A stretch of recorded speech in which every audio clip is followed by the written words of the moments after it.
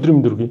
Сайн байна. За ингээд манай нөгөө ертөнц контент маань ингээд дараагийн дугаар эхэлж байна. Одоо хэд дээр шивж байна? Бараг 5 6 дугаар шивж байна. Мартчихын тэгээд. За контент маань их хүмүүст бас их нөгөө нэг юм одоо хуучны өв соёл түүх талаасаа хүмүүст хүрээд их сонирхолтой байх шиг байна. Хүмүүс янз янзын л одоо тэрний талаар ярьж өгч, энэ талаар ярьж өгч гэсэн асуултууд орж ирж байна. Тэгээд агуу олон хүмүүсүүдийн сонирхож байгаа нэг зүйл байсан. Тэрний үгээр шарын талын бөө буюу одоо миний ойлгож байгаагаар бол бөө мөргөл шарын шашинтай нэгдээд ч гэдэг юм уу, тийм шарын бөө гэдэг юм үүссэн юм шиг байна. Би тэгж ойлгоод байна. Зөв мэдэхгүй байна. Нөгөөдөөр бас нэг ярьж хэлэх зүйл байна.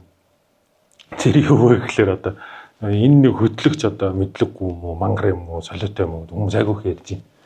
Тэгээд үзэгчтэй хандаж хэлэхэд бол одоо би бол үнэхээр юу ч мэдэхгүй. Бөөгийн талаар бол би мэдэхгүй. Би бол тооны хүн, тоол боддог, тоонд итгэдэг байсан. Тэгээ одоо ийм хүн одоо мэдээж одоо мэдэж авахын тулд ингээд сууж байгаа. Тэгээ мэдэхгүй хүн тантай ярилцвал одоо бас үзэгчд олонныхоо өмнөөс сонирхолтой асуултууд асуух юм болов гэж. Мэддэг хүн бол тантай сууж ярилцах шаардлага байхгүй гэж боддог байхгүй. Тэгээд бас хүлээцтэй хандаж контент үзээсэй гэж хүмүүсд өгөхөж чинь. Тэгээд өнөөдрийн энэ одоо хоёулаа ярилцсаны дагуу нөгөө шарын бөөгийн дээл гэж сонгон одоо энэ давцар тавьсан тий. Тэгээд та энэ шарын бөөгийн талаар ярьж өгч бас энэ дээл хувцс хэрэглэл тий. Одоо харын талын бөөтэй ямар ялгаатай юм ч гэдэг юм үү тий. Энэ талаас нь илүү сонирхолтой ярьж өгч. Тэгээ одоо хүмүүс таны тэгж байгаа шиг намайг ч бас элдвээр л хэлж байна. Хариу бичсэнгүй л гайл 9 шидээр л хэлж байна. Нөгөө энэ подкаст хийснээс хойш хүмүүс ч нөгөө чат руу бичнэ шүү дээ. Тэр олон 100 хүнд хариулахад хэцүү шүү дээ. Би ямар одоо хүн үзэж яах гэж байгаа биш. Тэгж хийсэн биш. Тэгсэн чинь л элдвээр заар л чи хүн хүлээж авдгүй л гин. Чи баян үнтэй харьцдаг юм уу л гин. Чи тийм бөө юм бол хариу биччихээ ч л гин. Чи хэнийг хүлээж аваад хэнийг хүлээж авдаггүй л гин. Өөрөөсөө. Тэгээ янз янзаар л хэлүүлж байна. Гэхдээ нэг хүлээж аваагүй төлөө тийм амар бас хүмүүс элдвээр л хэлэх юм да. Тэр ч одоо яах вэ? Тэгэхээр хоёлаа л элдвээр хэлүүлж байгаа юм байна. Тийм л болж таа. Энэ манай музейд хадгалагдаж байгаа. Манай музейд 20 бөөгийн дээл байгаа. 20 гаруй. Бүгд өөр. Бүгдөө цаг хугацааны өвдөр. Энэ Монгол шарын бөө буюу бөөгийн шарын бөөгийн дээл. Бөө мөргөл энэ дээл 20 дугаар зууны үеийн ихэнх үеийн дээл. 1900-аад оны үеийн дээл. Хурагдж бариад их муудахаар ганц нэг юм сэргээгээд ингэж янзалж тавьсан. Монгол харын бөө, Монгол шарын бөө гэж ерөөсө хоёрхан төрлийн л бөө. Ер нь бол би одоо бүр танд ихнээс нь ингээд тайлбарлахад бөө гэдэг нэршил хожим гарсан нэр байхгүй юу? Бөө гэдэг нэр. За. Яг эртний нэр хар шүтлэг гэдэг нэр байхгүй юу? Хар шүтлэг. Тэгэд сүүлдээ бөө гэж одоо яг яаж бөө гэж үүсснийг би тайлж мэдэхгүй байна. Хүмүүс тайлсан л гэдэм байлээ. Тэрийг нь бол мэдэхгүй. Бөө мөргөл гэдэг нь бол хожим үүссэн. Дунд зуунаас ахуулаад үүссэн нэр. Өмнөх л хар шүтлэг бүр эртнийх нь хар шүтлэгтэй улсууд буюу одоо тэнгэр шүтлэгтэй. Бөөгийн Монгол харын бөө гэж байгаа шүү дээ. Ерөөсөө бөө мөргөл бол ганцхан мөнгө хөх тэнгэртэй харьцдаг. Үзэл санаа нь бол байгаль ээжийн үзэл санаагаар явдаг. Янз бүрийн сүнс, онгод, лус савдаг, өвөг дээдсийн сүнстэй харьцдаг гэж хэлсэн байна шүү дээ. Бөөгийн анхны 3 хувааж байгаа шүү дээ бөө мөргөлийг. Балар эртний үеийн, дундад зууны үеийн 2 хуваадаг байсан. Одоо бол 3 хуваахад баг орчин цагийнх болчиход байна шүү дээ. Угтаа бол одоо далайгын судалгаан дээр бол Балар эртний үеийн бөө мөргөл, дундад зууны үеийн бөө мөргөл. Балар эртний үеийн бөө мөргөл бол дөнгөж үүсчихсэн цаг хугацаа. Бөө одоо энэ хар шүтлэг буюу одоо бөө мөргөл үүсчихсэн. Тий тухайн үед бөө хүмүүсийн тэр тэнгэртэй харьцах нөхцөл байдлыг судлаад үзэх юм бол учиргүй хувийг хувц өмсөж хингэрэг нүдж байгаагүй. За. Тэр одоо сүнстэй эхэлж байгаа учраас элдв янзын мал амьтны арьс ус нөмрөөд одоо би бүр эртнийх нь ярьж шүү. Тэр бол одоо бүр эртнийхээс учраас нөгөө хингэрэг цохохож олоогүй үе одоо дөнгөж бүрэлдэжсэн үе нэ шүү. Тэгэхдээ тэр сүнс хүн өөрийн оюун санаагаараа тэр өвөг дээдсийн сүнс рүү зорчин очдог байж. Очиж штэ. Одоо бол дуудаж байна. Ирүүлж байгаа. Гэтэл тэр үед очдөг. Энийний тэр сүүлийн баримт нь бол тэр одоо Чингис хааныг канон дээр ч гэсэн юм дээр гардаг үстэй номон дээр хүртэл чөгчүү буюу тэв тэнгэр бөө. Чингис хаанд бөөлж өгöd ухаан балартаж унаад одоо тэгээд босч ирээ тэгдэг үстэй. Чингис гэдэг нэрийг мөнх тэнгэр чамд дэлхийн туурай газрын талыг өгөхөр шийдсэн байна. Өвөг дээдсийн сүнс тэгж илүүлж ийн гэдэг үстэй. Тэгэхээр тэрэндээс үүдээд харуул тухайн үеийн бөөнөр өвөг дээдс рүү өөрөө очдог байж. Очдог сүнс нь. Тэгээд тэр биедээ орж ирдэг байж. Тэгэл Чингис хааны бас нэг аль улстай вүлээ байлдахын өмнө 9 өдөр 9 шөнө бурхан халдван дээр гарч залбирч өвөг дээдстэй харьцлаа гэд нам суусан байдаг шүү дээ. Тэр чин тэр тухайн үеийн бясалгалын байдалд ороход өвөг дээдс рүүгээ оюун санаагаар очиод харьцахаар хүний бие махбод тур зүр зогсож шүү дээ. Тийм өндөр чадамжтай байж. Тэр чадамж буурах нь аргагүй. Яг л нөгөө матери хэрэглээ нэмэгдээд эхлэхээр хүн чинь нөгөө хол хардаг байсан бол унаа унштайгаа давхад очдөг болно. Одоо харанхууд дэн барьдаг байсан бол хүний хараа маш сайн байгаа шүү дээ. Сүүлдээ нөгөө лаа болоо тэр нь гэрэл болоод ингээд хөгжөөд ирэхээр хүний харааны чадамж буурна. Энэ шиг цаг хугацаа өнгөрөх тусам хүний бие махбод биологийн биений чадамж модж байгаа илэрхийлэл юм болов гэж би бодож байгаа. Тэгээд ирэхээр нөгөө хүн тэр өвөг дээдстэй харьцахад холдож штэ. Тэгэхээр тэрийг өрдөг болж эхэлж байна. Өрөхийн тулд юу илтэх хэрэгтэй вэ? Тэр онгон амьтны арьсыг аян зогсон модыг дугуулж бүрээд тэнгэр ингээд нэрэгцэн мод буюу хар модыг дугуулж бүрээд тэгээд тэр онгон хээлэнд ороогүй амьтны арьсаар одоо юу ч хийж болно ш тэр хавар иглэндээ ямаач байсан байт юм билээ. Та тэгээд тусгай тэр зан үлий цагийн өртөд энэ өмсгөл хувцсыг өмсөд тэгээд тэр сүнсийг биедээ дуудаж эхэлж байгаа байхгүй. Дуудахын тулд тэр биед орохын тулд тусгай ямар нэг юм өмс хэрэг болж ин да. Тэгвэл тэр сүнс тогтохгүй юм шүү дээ. Тийм ээ. Тэхийн тулд тэр сүнсийг тогтоодог ямар нэгэн хэрэгсэл болгож энэ хувцс бий болж байгаа. Тэгээс энэ чи хувьслын үе гэж байгаа шүү дээ. Бөөмөргөлийн. Альваа бүгд л угаас хувьслаа тийм. Тэгэхээр хувьслын чи ихний их бүр их балар эртний үе нь бол арьс байж байгаа. Арьсан дээрээс малын үс хийж исэн байна. Энэ одоо манжиг гэж юм ярил л да энэ могоо манжиг энэ үс байсан байна.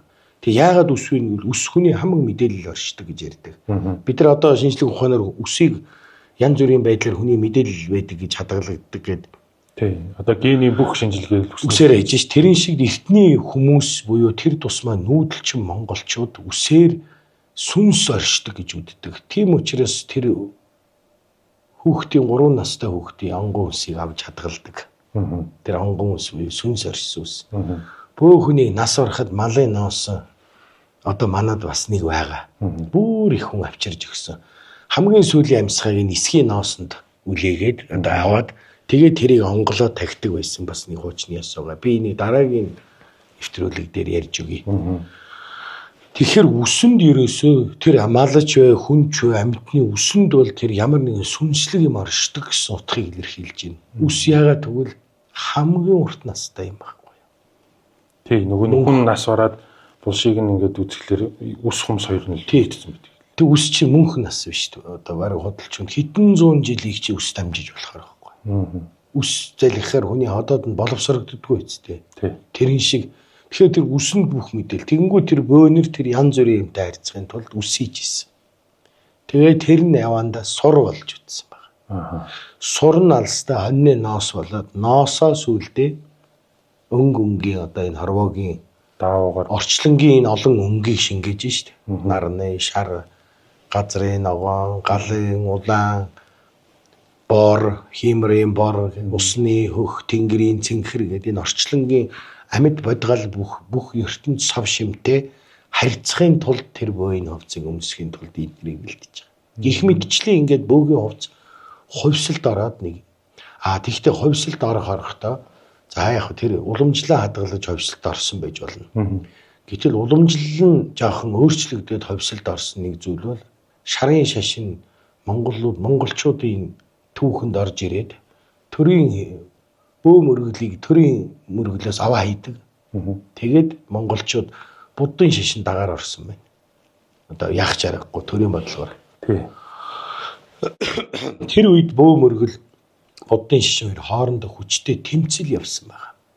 Тэмцэж одоо муудалцаж мэдээж тэгэн л одоо суудлаа булаацалтна л гэж суудлаа булаацалтна. Тэгээд бөө бөөсөн айлыг тэдэн малын торгоод нохон басаар утаад ном таринж ижилсэн хүнийг одоо бурхны шишинд орсон хүнийг шагнаж идэг юм. Ингээ монголчууд тэр аяараа бөөгийн мөргөл нь үгүй болонгууд тухайн үеийн бөөнөр чадaltaй бөөнөр уулын өндөрлөг тал руугаа нүүсэн байдаг байхгүй юу.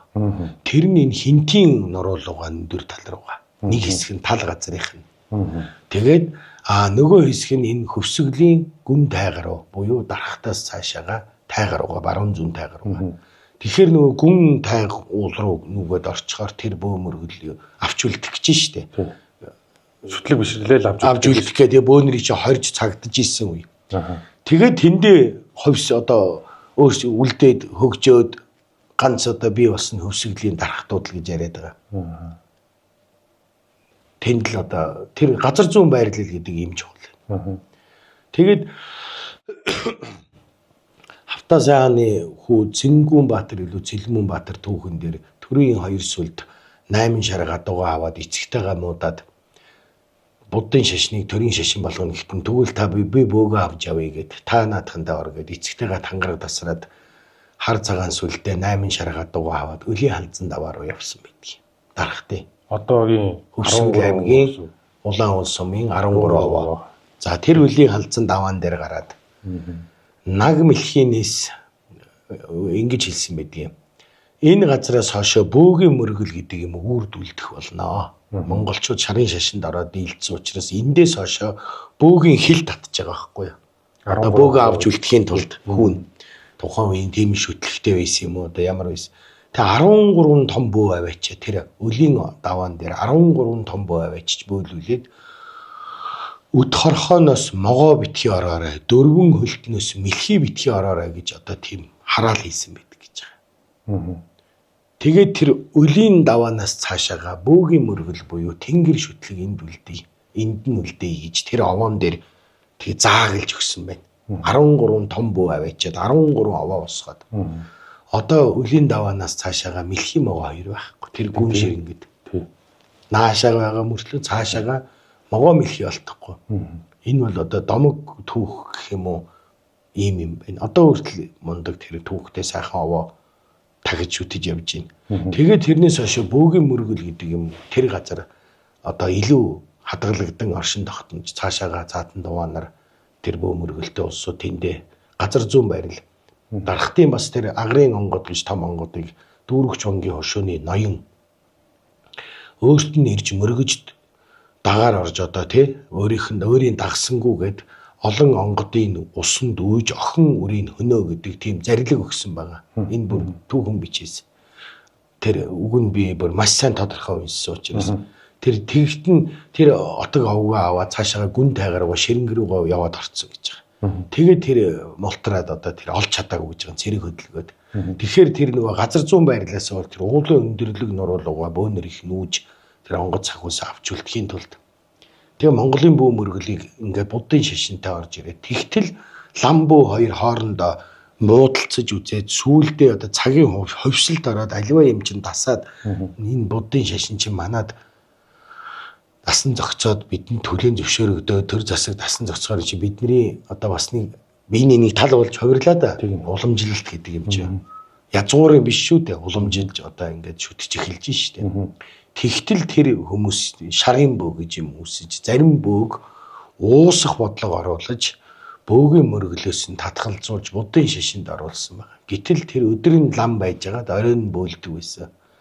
Одоо энэ их сургуулийн профессор байсан Пүрүүгаан тэр сүүлд 90 онд хийсэн бичлэг дээр бүр энэ тал дээр маш нарийн ярьсан байгаа тайлбартай. Тэгээ Монгол шарын бөө буюу шарын бөө гэж үссэн. Тэгээ энэ дотроос Монгол харын бөө, Монгол шарын бөө гэж хоёр бөө байдаг гэж тайлбар гарч. Монгол харын бөө дотроо хартай бөө, харгуу бөө. Монгол шарын бөө дотроо номтой бөө, номгүй бөө гэж хуваагдсан байна. За тэр хартай бөө харгүй бөө гэдэг бол бас нэг нарийн тэрийг би тэр хувцсан дээр нь тайлбарлаж ярив. Номтой бөө номгүй бөө гэдэг нь одоо миний судалснаар бол нэг нь ном уншидаг нам адилхан лам номтой. Одоо бурхны шашны ном уншдаг бөө нэг номтой бөө. Номтой бөө. Нөгөөх нь номгүй мөртлөө бөө нь юу гэвэл бөө мөртлөө эцэг өвгөд нь яг лам байсан. Тэгээ бөө болохоор хоёулангийн шүтэх шаардлагатай болж байна да. Одоо таны аав лам хүн байжгаад чи бөө болчвол эцгийнхаа бурхан дахлыг гаргаж хайж болохгүй шүү дээ. Тэгэхээр тэр бурхан дахлыг давхар шүтэнгээ бөөлөхөр ном байхгүй бөө. Ном уншдаггүй. Номгүй. Лам байжгаад бөө болвол номтой бөө. За ийм тод жишээд байдаг хэд хэдэн жишээ байдгаас одоо дамдын зайран гэж дарахтын алдарт суутай зайран байгаа. Тэр зайрангийн эвдийн хийдэд шавилан сууж исэн хүн баг. Хөөхөд багтаа. Аав ээж нь лам болгосон байна шүү дээ. Эвдийн хийдэд шавилан сууж тооны ухаанд гаргуу төвд ном мэддэг. Лүүжин тавьдаг, чөмөг үлээдэг. Тэгээд өөрөө сүлд одоо бөө болсон байна шүү дээ.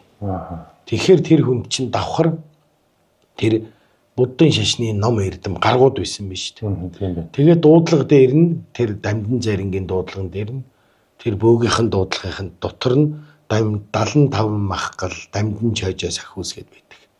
Тэгэхээр тэр лам бөө хоёрыг хослуулсан хүн гэхээр бүр хүчтэй байсан байна тэр үед. Тэр номон дотроо тэр дамжин жойжоо сахиус гэдэг нь бурхны шашны. Бурхны шашны. Тэгэхээр одоо Монгол бөөгийн дуудлагын дээр, шарын бөөгийн дуудлагын дээр заавал сахиус бурхан дурдсан байдаг. Цаг хугацааны үед ууссан. За үүнээс ингээ үдвэл хид хідэн ийм лам байжгаад бөө болсон. Давхар ламаа хийж яваад бөөссөн тухай хид хідэн түүх баримтууд байгаа. Гэтэл үүнээс үдээд ингээд үзвэл бөө лам хоёр хоорондоо дэрсэж явж байгаад хамгийн анхны удаа хоорондоо эвлэрэн нэгдэж нэг газар бөөлж суусан газрыг Даян дээрх гэдэг юм. Хөвсгөл аймгийн Даян дээрхийн агуу гэдэг. Яг тэнд Даян дээрхэд хар морин сахиустай Даян дээрхийн хийд гэж байгаа шүү дээ. Бөөнөр очдөг. Тэр Монгол шарын бөөнөр байдаг байсан, тагтдаг байсан газар байхгүй.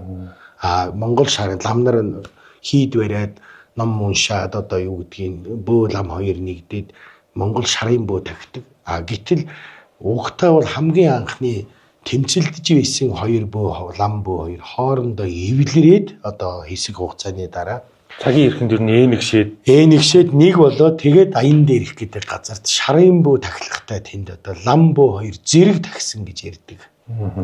Тэгээд энээс үүсээд тэр өвсгөлийн нөгөө захын бөөнөр буюу харын бөөнөр нь Даян дээрхэд очиж мөрөхгүй тангараг байна. Тэгээ хоёр хуваагдчихлаа шүү дээ. Тэгээ бүр үндсэндээ ингээд хоёр хуваагдчихна. Тэгээ нэг тал нь харын бөө болоод үзэл санаанаас уруухгүй Монгол бөөгийнхөө мөн чанарыг авч үлдэнэ гэд тэр үедээ хадаг хийж болохгүй гэдэг тийм хатуу зарлиг гаргаад дээлэндээ хадаг зүгөөгөө гэж байгаа. Одоо тухайн үеийн л юм ярьж байгаа шүү. Нөгөө тал нь бол одоо амьдралын ирэхээр тал газар их ч юм уу буддын шишинтэй холилдоод шарын бөө болонгууд тэр хоёр хуваагдаа хоорондоо дэрсээгүй шүү. Тэгэнгүүт нөгөө Даян дээрхийн шарын бөө очдөг одоо тэр хий тайрхан дээр зүүн тийшээгээ байдаг дарахтын дээр хар зүгийн бөөнөр очиж мөрөхийг цэрэлдэг гинэ. Юу гэвэл мөрөх юм бол үзэл санаанаас урвсан онгод нь биенээс нь хальж явдаг гэсэн тийм тангараг өргөж бөөлөд.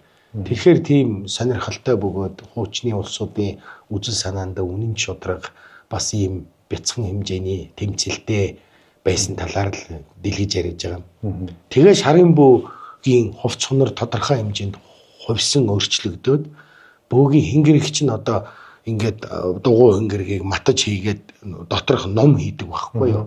Тэр тухайн ном нь Монгол харын бөөгийн хингэрэг бол ном нь ийм номлцсон хэлбэртэй хийдэг бол Монгол шарын бөөгийн хингэрэгний ном нь бол нэмэх тэмдэг шиг буюу ийм тэгшин хийдэг байсан байна. Хэрээс маягтай одоо гол бариулна. Тэгээд энэ дээл хувцсандаа хадаг яндар төлхөө хэрэгжилж гисэн байгаа. Ер нь бол 19-с 20 дугаар зууны үеийн бөөгийн дээлүүд ихэнх нь хадаг их орсон байдаг. Зарим нь бүр бурхны шашных шиг байдаг. Тим нэг дээл гадаадд байгаа одоо гараа явцсан. Сая Италид Европын угсаатны музейн хүмүүс бөөгийн үзэсгэлэн гаргахад манай Монгол бөөгийн 50-60-аад үзэсгэлэн хувцас дэлгэгдэж гарлаа. Тэрэн дотор шарын бөөгийн дээл бас байна. Тэгэхээр шарын бөөнөр дошгин сахиус шүтдэг. давхар бөөлдөг Монгол шарын бөө. Тэгвэл маш хүчтэй бас нэг талаас. Яагаад гэвэл хар шарын тэнгэрийг барьж бөөлдөг утгаараа буюу ном майн мэддэг, дээрээс нь бөөлдөг гэхээр бас давуу тал буюу хүчтэй тал байна. Их эрдэмтэй эрдэмтэй намаар уншдаг. Тэгээд шарын бөө дотор тэр дөвчин бөө гэдээ бүр их айхтар ном тарин уншдаг, майн мэгзэн мэддэг тийм бөөнөр хуучин цагт байсан гэж байгаа. Хүн харахад бол бөөлөд байхгүй. Зүгээр яг хуу энгийн дээл хувцастайгаа явдаг. Тэгээд айл амтын оронгууд гал тарин уншаад хүүхдүүлээчдэг, майн ирэхээр ном уншдаг. Тэгээд манай эмээг хүүхэд манай эмээ ч одоо 70 гарсан хүн шүү дээ. Хүүхэд байхад энэ долоон будалт эмээ өдөөнөөс орж ирээд энэ хүүхэд байхад нүүж орж ирэхэд хажууд нь зундуу гэж зарим байсан гэсэн. Тэгээд манай эмээгийн бие өвдөд муудаад өвөн нас гараад удаагүй халуураад ерөөс хитгэн хоноод халуураад ерөөс босхгүй. Өглөө тусаа болгон болоо. Тэгээ аав нь цоодл гэж хүмүүс өргөж явсан аав нь. Цоодлуугаа зундууг зайран авчирсан гэсэн. Яг энэ долоон бодолд амьдарч ирсэн гэсэн. Тэр зан зундууг зайран юм бүдүүн том хар ирэх зүүцэн айхтар хүн орж ирсэн гэсэн. Майн зайн шүү дээ. Тэгээ учиргүй хүүхдийн минь энэ эмээг маань халуураад хөвтөж яхад нь ирэхээр ороолгоод унсан гэсэн. Нэхинд бодсон багт нь. Гэхдээ чи юу болж байна? Таны чи хүн дуудаад ингээд залаад авчирч яхад хүүхдийн минь ороолгоод цохицотод унлаа гэсэн чинь их ташгин хүн бити алаа имээр өвөө нь морьтой ирцэн охин авч явах гэж ийн гээд. Эмээгийн өвөг одоо тэр цоодлын аавыг дам гэж үнийг ярьж байгаа өргөж явсан. Улсууд ахгүй манай эмээг. Тэгээд зад загинсан гэсэн. Тэгээ юу хэлэх тэр одоо эрдэм. Тэгээд ороолгоод хит ороолгоо ном уншичаа. Тэгээд хоолунд ичээ яваад манай эмээ зүгээр болчихсон гэсэн. Тэгээ тэр зундуугаа зарим бариад аваа явцсан гинэ. Яг тэр тухайн үед.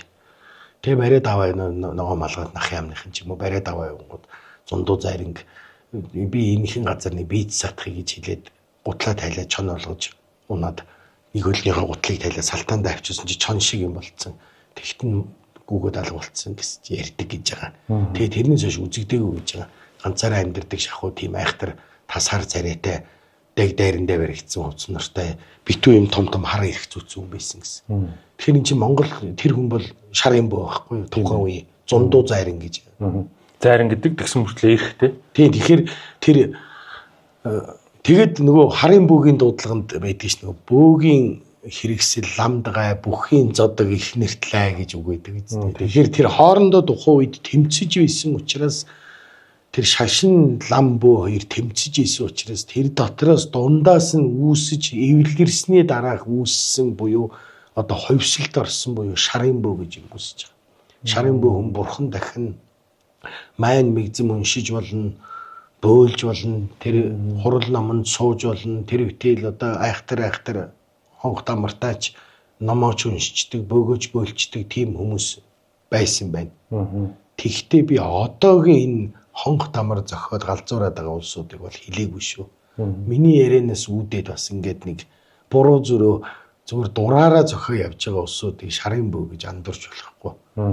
Тэр шарын бөө гэдэг чинь асар их майн мэгзэм уншдаг, маш хүчтэй улсуудыг хэлдэг болохоос одоо энэ ярианаас үүдээд бөөгөөч бөөлдөг хонхож зогтөг гэдэг зүгтээ харагдах гэдэг ингээд. Тэрийг бол харьцуулж одоо шууд тэгж ойлгож болохгүй. Бас их янз бүрийн юм ярихаар хэрэгт орох юм байна. Сум ярьсан биш одоо сум хийгээд зараад байна. Чамаас болоод гэж бичээд байна. Би ямар одоо зарсан биш тийм ээ. Тэгээ эн чин хүмүүст соёл уламжлалаа үүх түүхээ нэг хэсгээч гэсэн мэддэг байгаасай гэдэг үүднээс ярьж байгаа. Тэгэхгүй бол Солонгосын соёлыг бид нэр түүхээсээ илүү мэдэх гээд байна сүултээ. Яг үнэндээ гадны соёл тийм хүчтэй нэвтэрж ийн бидэнд. Тэг би энийг өнөөдөр цуглуулад нэг музей байгуулах гал явж ийн хөрхөө. Тэгээ эндээ хадгалсан юмнуудаа олон нийтэд эн чи ямар үн төлбөр авч яриад байгаа биш. Зөвлөгөө өгнө гэдэг хүнээс мөнгө цаас аваад байгаа биш. Одоо яг шууд хэлэхэд тэг ингээд ийм сайхан зүйлийг чадхаараа уншиж мэдснээ өөрийнхөө хэмжээндээ судалснаа л ярьж байгаа шүү дээ. Тэгэхээр эндээс үүдээд ийм санаа байна. За тэгээд хоёрдугаар шарын бөөгийн дээлэн дээр анзаараад судлаад байхад энэ манжиг буюу могоо нарын одоо могоо гэж ярив. Сүүлд могоо болсон. Могоо яга могоо болсныг би хэцөөхөн байсан юм байна. Голдуу хадаг ян дээр хийжсэн. За бөөгийн манжиг буюу одоо энэ манжиг гэдэг энэ толгойг нь холбоод ингээд доош нь цацагтай цацаггүй хийсэн байдгийг манжиг гэж нэрлэдэг юм л та. Гэтэл зарим бөөнөрт могоо хийгээд байгаа шүү дээ. Нүд амтай. Тэр ямар үе бэ үүссэн гэж. Тухайн үед буддын шашны үзэл санаанд лусыг дардаг ном уншаад буюу бидний шүтэн лусыг үгүйсгэж одоо дарж исэн байгаа. Тэгээ хан гард гэдэг шовуу байгаа үстэй. Одоо энэ засгийн газрын одоо ямар газрын одоо энэ Улаанбаатар хотын жилүү биш ээ юу жилээ дээ нөгөө нэг сүлтэн дээр хан гард гэдэг шовууг залтсан байна да. За энийг одоо би яг тайлбарлаж өгье. Түүх мэддэг хүмүүс надтай санал нэг баг. Энэ бол гаруудаа буюу энэ итгэхээс үүсэлтэй хүний сэг зэмээр хоололдог шовуу. За. Энэ ямар нэгэн бидний түүх соёлтой ямарч хамаагүй. Махчин төрлийн шовуу. Махчин төрлийн домгийн шовуу. Яг бодит байдал дээрээ үндсэн зураг нь бол хан гар шовуу бол нисэдгүү. Маш том гэдэстэй. Дандаа хүн өгсөн газар очиж юм идэж уудаг гэсэн дүрслэлтэй буюу гаруудаа гэдэг. Та нар зургийг хүртэл сайн хараарай. Тэгээ тэрний доор хоёр хөлд нь могоог 3 тасалсан байна уу? Амандаа нэг жугаад хоёр хөлдөө. Энэ бол монголчуудын лусын шүтээний дарсан дом юм аа. Би одоо нэг удаа энийг бүр ярий гэж бодож явдаг байжгаад боломж гарахаар нь ярий. Тэгээ монголчууд энэний эсрэг ямар үг гаргасан гэж могоо 3% хуваагдавч гүрвлийн хэмжээтэй Монголыг 3% авч гүрний хэмжээтэй гээд өвөр Монгол Буряд Монгол хоёрыг таслах үед тэгж хэлж ирсэн байна. Ах トゥ хоёрын салгачлаа штэ Орос. Хятад хоёр. Тэгээ Монгол эмэгтэйчүүд ямар гоё бэлэгдэл байдгийг та мэднэ үз. Монгол эмэгтэй хүн могоо зүтлэхээр жирэмсэн боллоо гэж бэлэгддэг. Бидний хамгийн нандин шүтээ. Монголчууд могооны толгой дээр сүйд усаадаг. Тэгэхээр бөө мөргөлтэй буюу монголчуудын бэлэгдэлтэй салшгүй холбоотой зүйл бол Лусын хаан буюу могоо. Тэгтэл буддын шашнаас тэр лусыг дардаг, лусын тамаг, лусыг дардаг элдв янзын нам гараад тухайн үед бөөтөө үзэж яхад Монгол харын бөөнөр буддын шашны лам нартай үжил санааныхаа бүр одоо хүчтэй тэмцэхийн тулд энэ манжига могоо болгож дүрсэлж зүүж исэн байгаа. Одоо бүр ингээд энийг албаар могооны дүрснүүд ам хийж оёод тэгээ бөөлж исэн байгаа. Юу гэвэл би одоо жинхэнэ Монголын бөө шүү. Буддын шашны одоо би олон зуун жилийн өмнөх үз түүнээс үсэж энэ унжиж байгаа зүйл хоёр янз болж ховссон. Угтаа бол ийм манжиг байж л дээ. Гэтэл тэмцэлд ороод энэ нь могоо болсон. Бөөнөр тэрийг хүчтэй бүр одоо цог хэмэртэй тэмцэж үзэл санаагаа алдахгүй тулд могоо болгож дүрсэлсэн байгаа. Тэгээ энэ дээрээс би үүдээд бас танд нэг юм ярихад Францад нэг одоо өлөг гөрөвлийн музейн захиралж явцмаа гэж ихч байна. Миний сайн ихч. Тэрний найз энэ Францад бөө судлалаар явсан юм уу да. Надад ярьсан. Бямбын Эренчингой гар бичмэл байд юм байна. Эренчингой нэг тэмдэглэл тийшээ гарч явсан юм байна. Францын музей. Тий. Одоо ямар угсаатны ч юм уу нэг юм. Тэрэн дээр монголчуудыг хоригддаг нэг зан үйл байдаг юм байна. Монголчуудыг хоригддаг шүү. Үгүй монголчууд хоригддаг нэг яс байдаг юм байна. Бид нар тэрийг та 3 настай хүүхэд 2 настай хүүхдийг нэг өхөрдөд Бөөскөгийн үнэрлийгээ тэгдэг дээ. Тэр тамхилчий гэдэг. Тамхилээ. Одоо үнэрлий, тамхилээ. Тэгээл эрэгтэй хөхт. Тэгтэл Эренчингой багаар бичмэл дээр үед манжийн дарлал орж ирээд монголчуудыг зайрын бөөгийн устгаад одоо яг юм бөөг үгүй хийж явах үед аль нэг айлд том зайрын төрдөг байж л дээ. Тэгэхээр тэр зайрын төрж байгаа одоо тэр зайрын тэр айлд хүүхэд болоод мэдлээд энэ айлд одооных шиг ингээд уучгараад бас лаваар дорохоор тодроод бөө болчдөг байгаагүй маань л та. Ерөөсө төрөхтэй л бөө төрдөг байж. Тэгээ энэ хүүхэд зайран болно.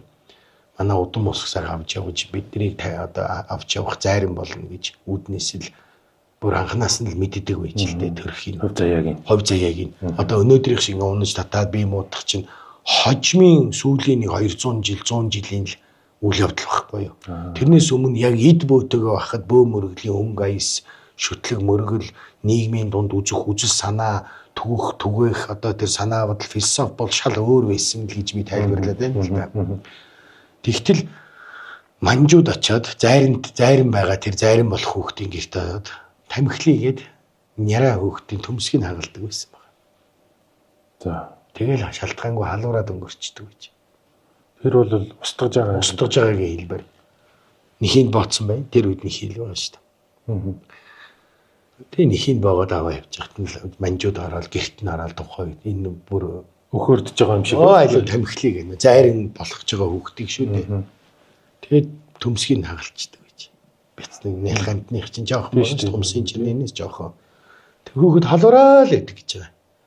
Тэгтэл монголчууд уруу ухаан сэтгээд хоньны сүүл чанж ягаад эмэгтэй хүүхдийн одоо эрэгтэй шиг болгож зүсээд хавчулчдаг байсан гэж байгаа. Бариад үзэхлээр юм. Тэгээд гараа игээд тамхилыгээд нөгөө нэхийн дотор нь гараа игээд хүүхд хай энэ зайран болохгүй энэ бөө биш вэ гэж цөөн тооны том зайрангийн удмыг авч үлдлээ гэж тэмдэглэсэн байдаг гинэ.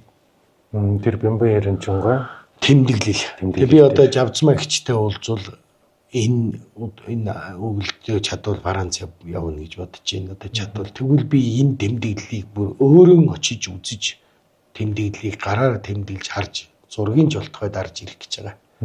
Тэгэхээр энэ манжаас үлдсэн бидэнд үлдсэн юмнууд юу вэ гэвэл 9 90 шахалт. Тэвийг тоглох. Энэ нэг юм одоо тамхилы гэдэг юм. За тэр хүүхдийн цохонд нисэлдэг хамгийн муу яра юм. Дээр үед одоо хүүхд зодлоо гэхэд энэ гол бурхны нүдийг энэ голдон зурдаг да. Хүний нөгөө орчлон хардаг мэлмийг нь нисэлж хаадаг байсан байгаа. За тэгээ тэр жигчийн өрөөний хум сургуулах манж хүн ургуулдаг байна шүү дээ. Монгол хүн юугээд хумсаа ургуулах вэ? Тэр хум сургуулдаг нарийн ямыг мэднэ үстэй. Мэдгүй шүү дээ. Би бол тэр шин чихээ хамраа өгөх. Тэр хамар чихээ өгөх биш. Энэ бол монгол хүнд байх ёсгүй зүйлүүд. Тэгэхээр энэ тэвийг тоглох бол бидний юм биш.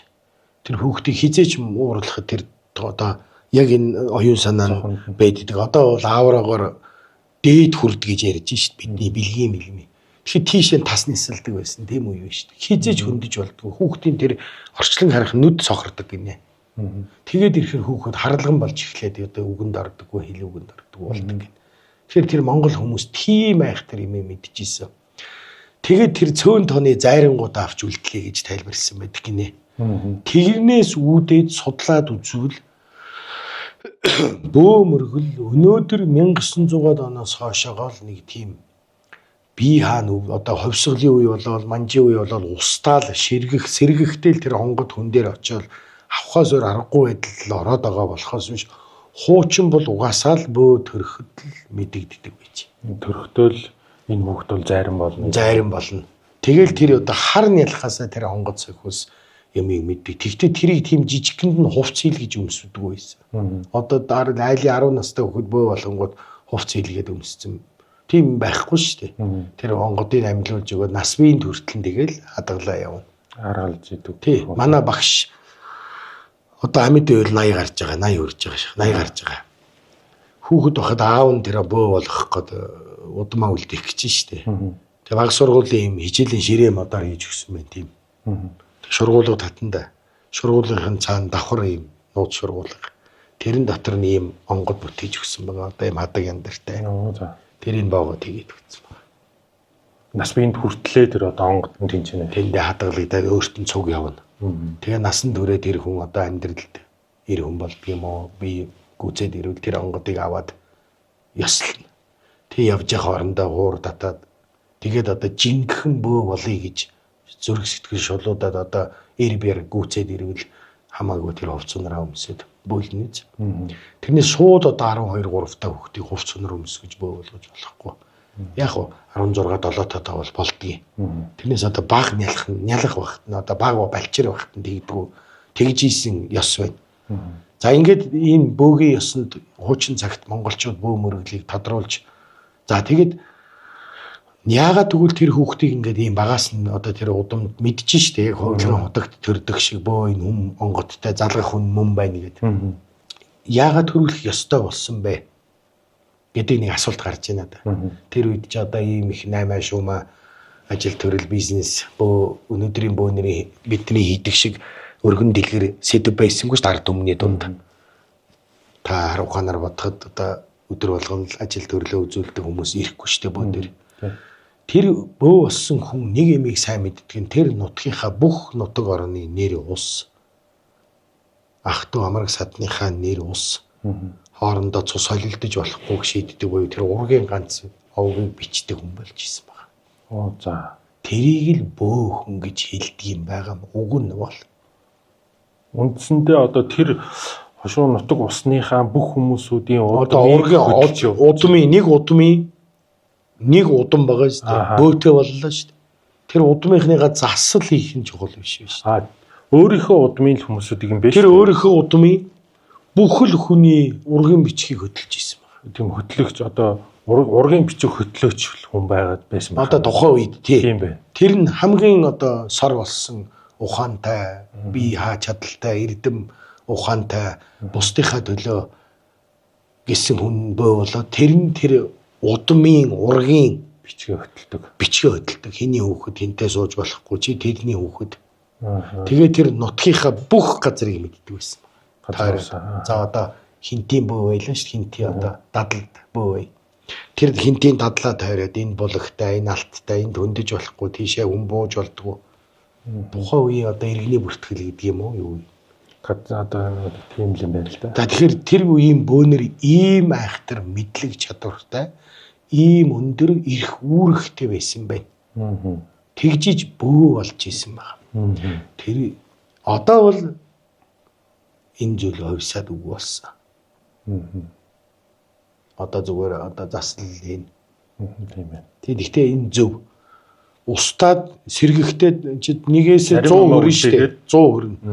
100-аас дахиад нэгээс эхлэн шүү дээ. Тэгэхээр энэ цаг үе удахгүй ирэх л баг. Тэгэхээр бөөгийн ёс уламжлал бөө болдог асуудлууд хүн харахад л энэ онгод аваад л бөө болоод засал хийж ийн гэж харагдаж байгаа боловч цаад мөн чанар нь бол өөр зүйлийн төлөө байсан юм шүү дээ. Тийм эрдэм чадaltaй хүний цаад мөн чанар нь тэр ураг удмыг тэгээ энэ байдал нь яг зөв ингэж дэлгэрээгүй зүгээр нэг хүн бөө бол удмынх нь бүх хүний амьдрал сайжирна гэдэг утгыг оруулсан байна шүү дээ. Одоо та ойлгож байна уу? Одоо бол угтаа бол бөө хүн төрөөд бөө болоо тэр ураг удмын бичгийг хөтлөж тэр ах トゥ амраг садны хин буян хүүхдүүдүү тэр газар тойрон нутаг ус хаагуур нутгалжсэн одоо холын ах トゥ угийн хүүхэд бөөтэйгээ уулзаад манай аав ямар хүн байсан таныг яриад өгөөч аав чи ийм хүн байсан энэ дээр ингээд тэмдэглэсэн аав чин тэр нутгаар нутгалж исэн за манай нутаг ийм байдаг ийм бидний ах トゥ ингэж явсан гэд тэр ураг удмыг ганц мэдэж хөдөлдөг хүнийг л бөө байсан гэдэг нь шүү дээ. Тэр нь ус үгүй болоод арай өөр орчуулгаараа өнөөгийн нийгэмд гараад ирсэн нь ураг удмын бөө гэхээр нөгөө хідэн ах トゥ нэрээ засал хийгээд гэж мэдээж засах нь бол ихний л асуудал. Гэтэл нарийнда бол ийм нарийн утга учиртай бөө болж исэн байна. Танд одоо ойлгомжтой байна уу? Олон зүйлийн нэг хэсэг нь л одоо дөнгөж одоо устдаж унтаа байж байгаа сэргэхдээ олон одоо бөөгийн зан үйлийн ч гэдэм үү хийдэг зүйлсүүдийн олон зүйлийн нэг нь л одоо сэргчээд явж байгаа юм. Тийм дөнгөж одоо тэр яг хуу их хамгийн жижиг асуудал нь тэр ах トゥ угаа засах.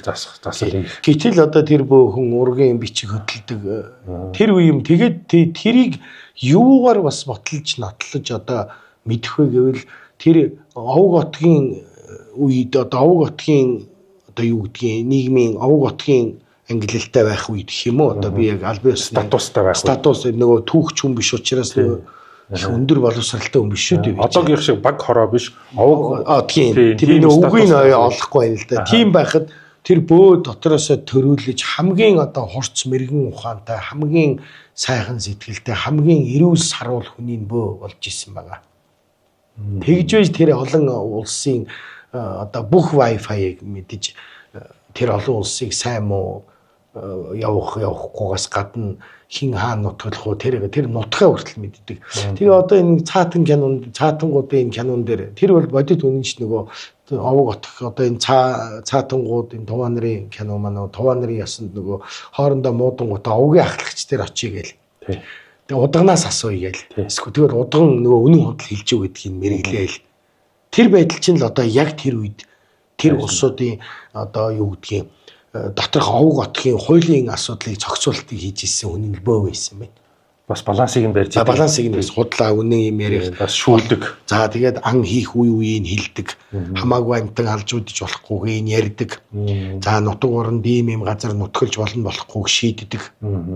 Тэр чи одоо үндсэндээ бол магадгүй нэг газараа их нутаглаад байх юм бол тэр нөгөө бэлчээр дуусхаас хүсвэл их юм болдог байсан баг. Тий.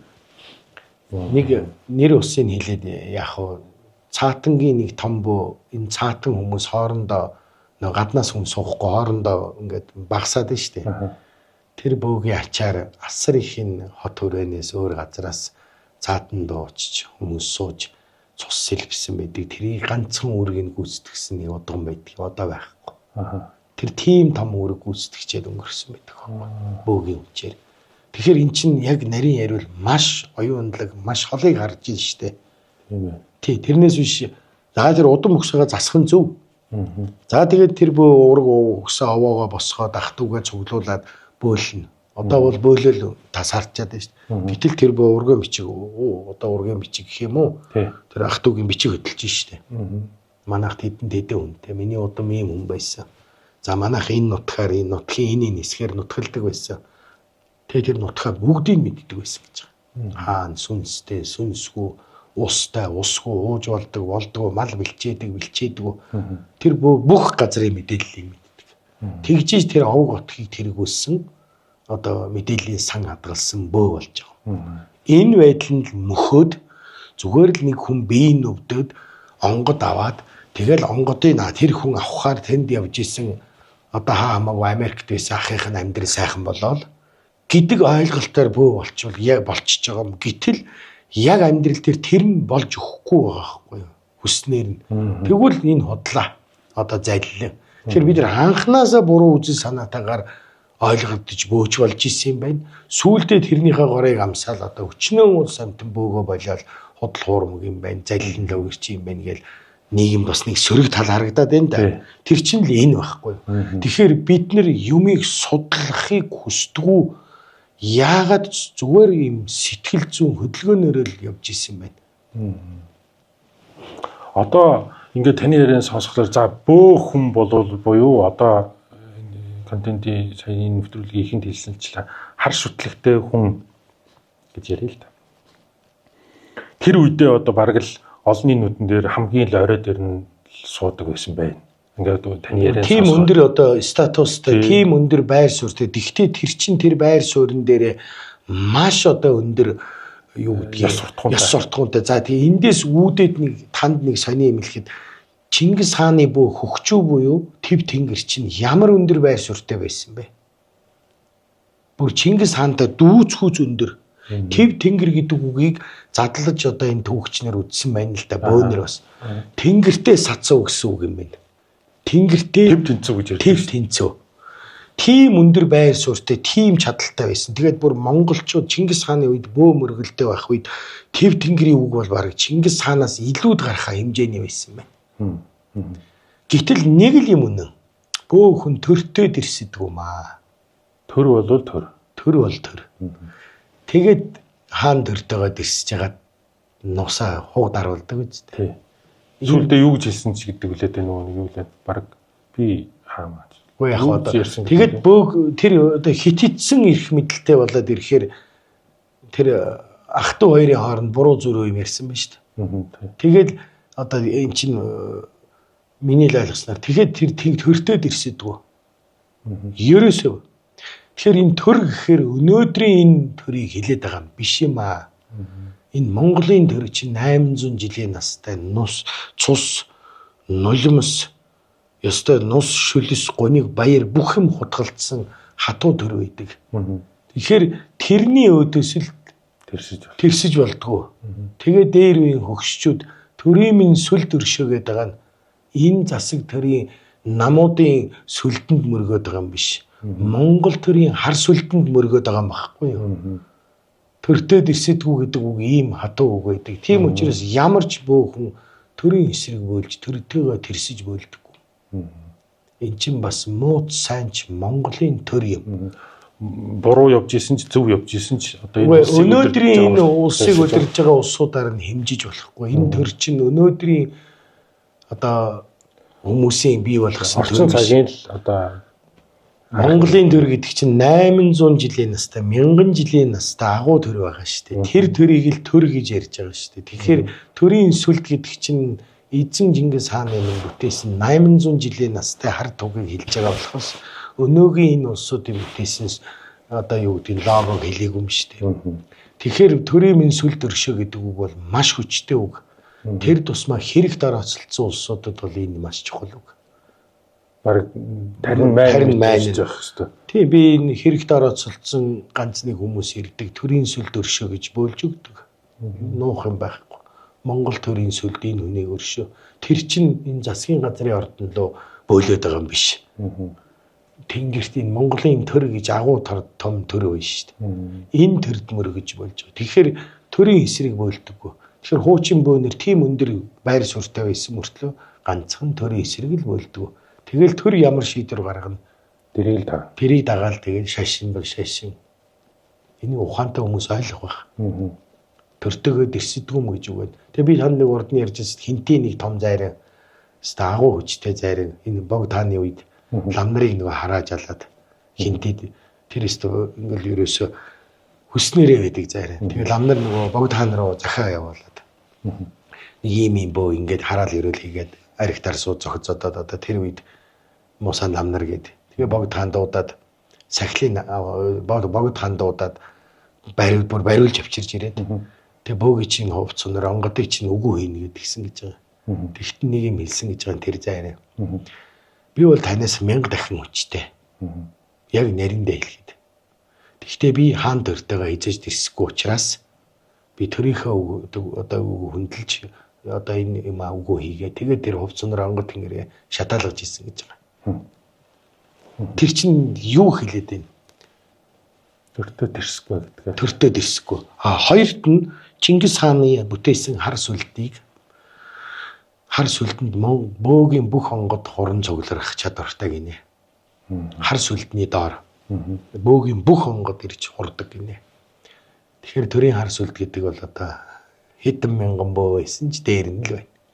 Тэрний л доор бид нэр оршино. Тэгэхээр бас юмыг бол бас бэлэг тэмдэг арай гүн утгаар харж хүндэлж дээдлэх нь зүй ёсны хэрэг юм болов. Өнөө маргаашийн улсуудын шийдвэрээр гэж бодохгүй бах. Би тэгж бодоод байна. Тэгэд одоо дөрөв нэг асуух гэсэн. За ингээд бөөнөр одоо ингээд хааны сэнти дээр ингээд суудаг. Шавуу одоо тэр нөө овг отготой шүү дээ, тий. Тэгээд одоо тэр овг отгоо удирддаг байж одоо тэр нутгийн хүмүүс ирэхэд ч гэсэн манай одоо энэ овг отгийн бөө ингээл одоо танилцуулаад ингээд ил тодл байсан байж. Одоо мэдээ одоо таны яриан сонсоод ингээд эрдэмтэй чадaltaй ойг хүчтэй хүмүүс байсан байна. Гэтэл одоо энэ нэг саяхан нэг сошиалор нэг явж исэн юм уншиж исэн. Өстө эрдэмтэй чадaltaй мундаг дийлдэхгүй бөөнөрийг их нууцлаг ингээд ийм далд оршдог л гэл бичсэн байна л да. Тийм л юм уншижсэн. Одоо ямар нь тэгээд далд байгаад байна. Мэдхгүй би мэдхгүй нэ. Далд байж байгааг мэдхгүй. Тэр Балжир удганы бичлэгийг одоо та нар олоод үздэг бол 90 оны арчлаас хойш Балжир удгын 40 гаруй жилийн дараа цаг тавираад хувцас гаргаж ирээд бөөссөн байгаа хавар. Бүрөөгөө очиж бичлэг хийсэн байна. Тэр нь YouTube-д байдаг шүү. Тий, Балжир удгын тэгж хэлсэн байна. Нууцхан 3 сарда нуугдаж ёсолдог цаг өнгөрлөө. Цаг сайхан боллоо. Одоо ингээд хоймортой гаргээд бүх юмаа дэлгэж ийсэн байгаа.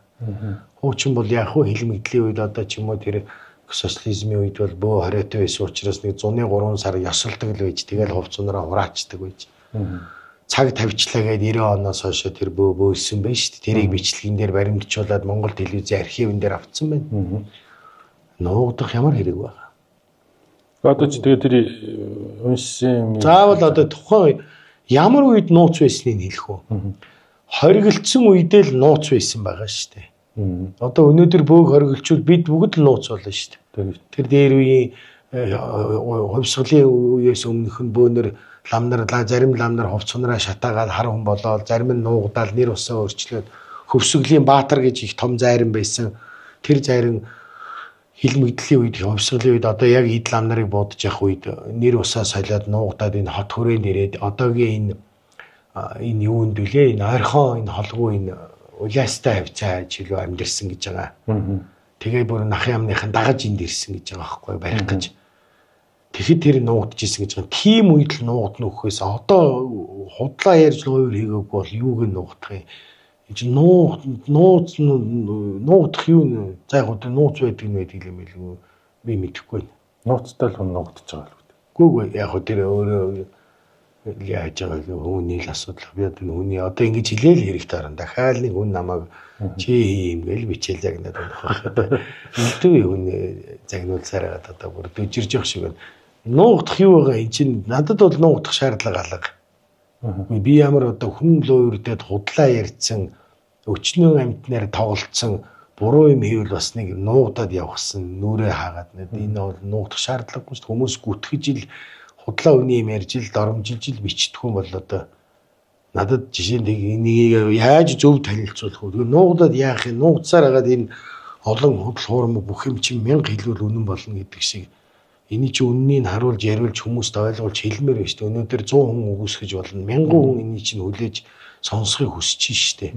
Тэглээгээд ямар амтэн хүн цуглуулад би одоо танд одоо шудраг л хэлээ энэ удаад бол их ширүү ярихад ингэж ярьж байгаад одоо UB Palace-ын концертын их танхимд бөөгийн лекс тавьдгээд хүмүүсээс одоо тэнгэрийн доотой мөнгө нэхээ сууж байгаа юм уу? Одоо 9000 төгрөгийн такс таслана гэдэг ч юм уу. Надад тийм сонирхол төвж байхгүй.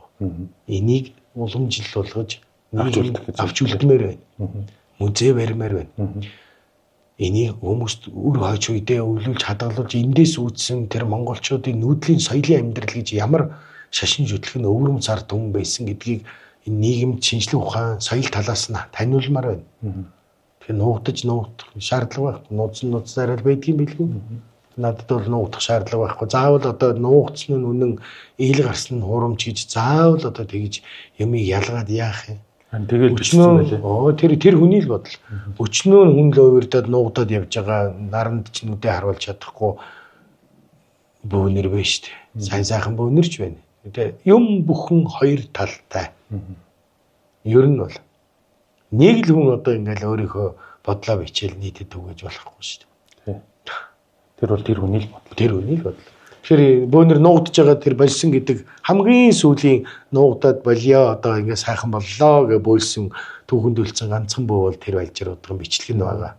Тэрийг хүмүүс сайн олоод уншаад үзвэл энэ нэг тийм үнэхээр нууц байх ямар хэрэг байна. Үнэхээр тусламар байгаа бол энэ олон дундуур зөв хэлээд энэ хүмүүсийг юм ин ойлгуулалт. Тэгэхгүй бол энэ нийгэм чинь нийтээрээ үнэхээр эрдэм чадaltaй бол тий гарч ирээд хүмүүст туслал да хэлэлтэй. Заавал тэрийгээ тэгж ам хамраа худалдаж өртөг үн нэхэж яах юм? Нэг юм ярьснаа одоо хувь чатаар зөвлөгөө өгөн тэдэнд өргөж идэв юм уу? Шаардлага юу байгаа? Тэгээд үнэхээр юм мэдээд тусламар бол хэлээд нийтэд ингээ ойлгуулад хэлэх хэрэгтэй шүү дээ. Тэгвэл энэ чинь мэддгүү хэдэн зуун хүн байна шүү дээ. Одоо жишээ нь та бүдээрийнхийг Монгол улс даяараа биш мэхэд нэг ядаад нэг 500 хүн үзээд бас нэг юм ойлгож байгаа байлгүй дээ. Тэгэхээр чи энэ хүмүүст хэрэгтэй төөрж бодлож алдаж онож асахаас нь ахуулаад нэг юм байдгийг шүү энэ баримт нь энэ байна, нотлогоо нь энэ байна. Энийг үзээрэй, анхаараарай гэж байгаа болохоос би хэн нэгэн бөөг үүсгэх гээгүй. Ямар нэгэн хүнийг нэр зохиж муулаагүй. Энүүгээрээ бусдыг үгүйсгээд би мундаг гэд амтэн хүн байлдан дагуулах гаагүй. Одоо бүр дахин сайн хэлье. Зүгээр л би нэг музей ажиллуулж байгаа бөө. Энэ доторх цуглуулуудаа та бид хоёр уулзаад нэг нэгээр нь хүмүүст тайлбарлаж ярьж байгаа. Энийг шашин үгүйсгэхгүй. Өнөөдөр буддын шашны талаар ярьлаа гэхэд одоо бидэнтэй цугийн олон зуун жил хамт байсан. Тэр битэл бүр ингээд хөвссөн байна тий. Хөвссөн байгаа энэ шашныг одоо тэгээд буддын шашныг үгүйсгэхгүй хүмүүст хэрэгтэй байгаа шүү дээ тэр чинь. Аливаа юмны анхдагч буюу утга учир ямар байсныг тэгэхгүй л яг өнөөдөр яг ингэж энэ талаас нь судлаж ярьж байгаа зүйл огтолго байна. Тэрийг л санаанда өчүүхэн би ярих гал гүгээд байгаа юм. Тэглээгээд одоо энийг би нэг ийм яг нэг ийм надад нэг ийм сонин юм бодол байдیں۔ Зүгээр төрдий. Бас саяхан жоохон тэ нэг жил гарны өмнө уншсан зүйлсүүд байна. одоо энийг энэ ертөнц төслийг эхлэхээс өмнө эн чинь судалгаатай эхэлж байгаа шүү дээ. Эхийн тулд мэдээж өөрийнхөө хэмжээнд уншин, судлан тий хинэн юу гэж ярьж ийн хинэн одоо юу хийж ийн гэдэг ингээд судалж байгаа. Зүгээр яг ингээд байна л да. Бөөнөр одоо ядуу зүдүү тий ийм урахаа норхоовцтай ийм хэртэй тэгэл нэг ийм хэр буртгандаа баригдсан нэг үнэр танаран дийлдэхгүй амар гэрч суугаал ингээл бөөлөх ёстой тэр хүнд одоо баг гуталч хэрэг ухааны юм ингээл ярьсан бичсэн тийм хүн асрах бол нэг олж уншсан бас үдсэн. Энэ дээл хэдэн төгрөгийн үнэтэй вэ? Одоо энийг ингээд цуглуулаад олоход. Энэ үнэтэй. Энэ 20 сая төгрөгөөр авсан би. За жишээ нь одоо ингээд хоёулагийн дунд 20 сая төгрөг гэж байна. Одоо ингээд харлаа. За тэр бага музейг ингээд үүсгэхлээр ингээд зүгээр яг би одоо ингээд яг нул үүлгээд 20 гаруй жил яг бизнес удирдах юм өөр ингэсэн бизнестэй юм л хүн л дээ. Бас мөнгөний тоог мэднэ. Мөнгөний үнц нэг ч мэднэ. Тэгээд ингээд харахад ер нь энд миний хаар бол бас л үлэмж их хэмжээний л одоо хөрөнгө яригадаад ах шүү. Та тийм баян хүн юу ер нь? Би зүгээр яг сонирхоод асууж байгаа шүү. Тий, намайг хүмүүс их баян гэж ярьдаг. Баян гэлээ бөөнөр зарим нь ярьж илээд юм л. Яг ч бас баян хүн бол биш ээ. Яг баян хүн гэдэг чинь бас нэлээд бизнестэй, бүтээсэн хийсэн юмтай. Би зөвөр яг хөдөлмөрч хүн. Их юм цуглуулсан. Тэгээ надад ч бас нэг харсан тэнгэр ивэсэн заяа боё юм байна. Хоёрт нь одоо миний ээж чинь 7 эрэгтэй дүүтэй байсан. 7 ах 8 айлын 8 том нь байсан. 7 дүүтэй. Тэр 7 дүү намайг өсгсөн. Би айлын хамгийн том ач нь. Миний эмээ одоо амьд настай. Тэг миний нэг 3 4 сайхан ах байна. Ээж маань дүүнэр. Ээж маань тэднийг бүгдийг хөлийн дөрөнд гарын ганцхан төргсөн гэдгийг. Ачтан бүх дүүнэрээ. Одоо эргээд миний энэ амьдралын бөөгийн бүх юмд ганц тусалж байгаа миний эдэг ах дүүнэр. Нэлээд боломжийн амьдралтай улсууд. Хамаатан садан. Тэр дотороо бүр 1 2 3 ах маань бол одоо бүр нэлээд боломжийн амьдралтай. Барилга байшин барьж янз янзын юмтай ноцолдог. Тэр хүмүүс юм дэмжиж байгаа юм байна шүү дээ. Дүүн одоо бөөгийн төлөө олон нийтэд үнэхээр буруу яваагүй. Тэгэл бас тэр ах дүүнэрийн буйнаар сайхан байна. Тэрнээс энийг ингээл хүн болгоноос гугаал царай алдаад худалдаж аваад ингэж байхгүй. Өөр ширтээ байгаагаар төлнө. Хүн амьдрал баян шүү дээ. Хүн ер нь яаж явахаа өөрөө сонгоно шүү дээ. Та намайг хараад бас бодох байлгүй. Би нэг энэ хашааг дээв 6-7 жилийн өмнө нэг унжсэн машина зараад нэг 20 сая төгрөгөөр аваад 5 жилийн дотор энэ хашааг ингээд нэг зүлэг ногоо тариад жоохон энэ байшин босгосоор агаад нэг юмнтэй өрсөн. Яг гоо дөнгөж харж байгаа хүнд бол одоо тэгсэн чи газраа авахдаа одоо бэлэн мөнгөөр худалдаж авч чадаагүй ганц одоо 3 ахыхаа буйнаар газраа авлаа. Сая өөрсдийнхээ газар. Тий надад одоо өглөө дүүмэн том юм гэж. Тэгэхээр надад тусалдаг хүн байлгүй байх. Миний ах дүү нэр байна шүү дээ. Тэгэхээр та нэг юм боддоо. Би одоо сайн ах дүүгийн буйн цаа явж болохгүй юу?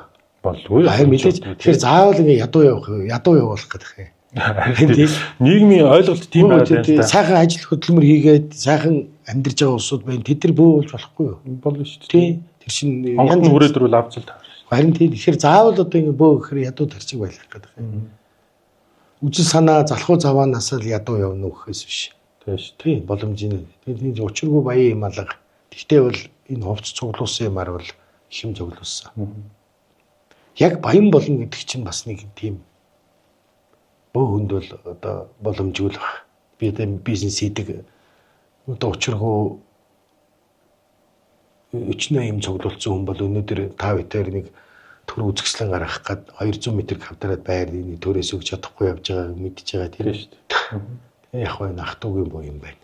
Үнэхээр одоо бас 1 2 3 ах маань байна. Бүх юмд л дэмжлээ одоо тэгээд ачийн яаж хариулдаг юм байгаа бүү мэд. Манай ээжийн дүүнэрийн дандаа. Тэгэл одоо энэ хүмүүсийн буйнаар сайхан амьдарч байна. Тэгэхээр одоо хүмүүсийн нүдэнд л баян харагддаг юм байлгүй те би сайн мэдэхгүй байна. Тэгэхээр зүгээр яг би л ингэж хараад байхгүй. Хүмүүс ер нь хитрхи одоо шүтлэг бишрэл байсан ч гэсэндээ яг шүтлэг бишрэл рүүгээ харахгүй эргэн тойронд материалын зүйлс рүү их өнгөж хараад байна уу гэсэн. Би нэг тийм мэдэхгүй байна. Зүгээр бие сайхан авч явж сурах хэрэгтэй. Бөө хөнгөхээрээ сахал өснө одоо юу гэдгийг даг дээр ултлаа ургаа тэгэл арх хуугаал тэгэл одоо би жинхэн бөө одоо миний би жинхэн бөө болохоор ингэж амьдрал тэр ядуу бая явахад бөө ямар хамаатай юм бэ? Энд чи хүний хөдөлмөр өчнөө арга ухаан байж штэ амьдралын. Тэг яг бөөлөл мөнгө болол баян байдаг л гэж боддог юм билээ. Нөгөө хүн манад чи хүн их хэрнэ. Тэгэл энэ өстө бөөлөл хүмүүсээс өстө хэдэн зуун саяар наваал тэгэл дандаа гişүүд мишүүдтэй уулздаг л гэж боддог юм байлээ. Яг нэг юм жижиг муурын байшин шиг энэ одоо энэ зургатаар гарч байгаа байшин чинь нэг үнэтэй болсон биш шүү дээ. Зүгээр юм гуруулж энэ зураг мураг зураал ингээл харахад нэг тэгээ хийцээ. Харахад сүртэй юм шиг бол яг үнэндээ бол сайхан өөртөө л зурцсан. Энэ би өөрөө гараараа л барьсан байшин шүү дээ. Тэгэхэд ч одоо тэгэл хүмүүс чинь энэ өстө баян гişүүд мишүүд ирээд баяжаад одоо цаадцсан бөөлөө нэг жаа. Тэг яг хүмүүс үний өнгө үзмжээр дүгнэ. Тэг манай монголчуудад нэг ийм зам байна. Одоо их баян хүн бол муу хүн. За их ядуу хүн бол сайн хүн. Тийм ойлголт. Энэ одоо их тийм залхуу заваан ажилгүй бусдыг мэрж зулгааж иддгээсээ ядуу амьдарч байгаа хүмүүс байгаа. Тий. Хүн өчнөө өөрөө битэл өрөөлийн үр хүүхэд ах トゥ хүртэл тижээгээд явж байгаа нэр байхгүй баян хүн байгаа. Баян шүү дээ. Өчнөө олон хүнд туслаад эм тариа өгөөд. Тэгээ манад нэг миний нэг таньдаг хүүхэн ирсэн. Хуучин. Тэр энэ нөлөө бүхий нэг бизнес хийдэг хүний туслах гэж ирсэн юм билээ. За. Тэгээ би тэрээ нөгөө танаа энэ алхтай юм уу даа гэдэг нэг жоохон яжлаа ирсэн чинь энэ хүн байхгүй болчвол 3,000 хүн хоолгүй хонондоо гэж хэлсэн.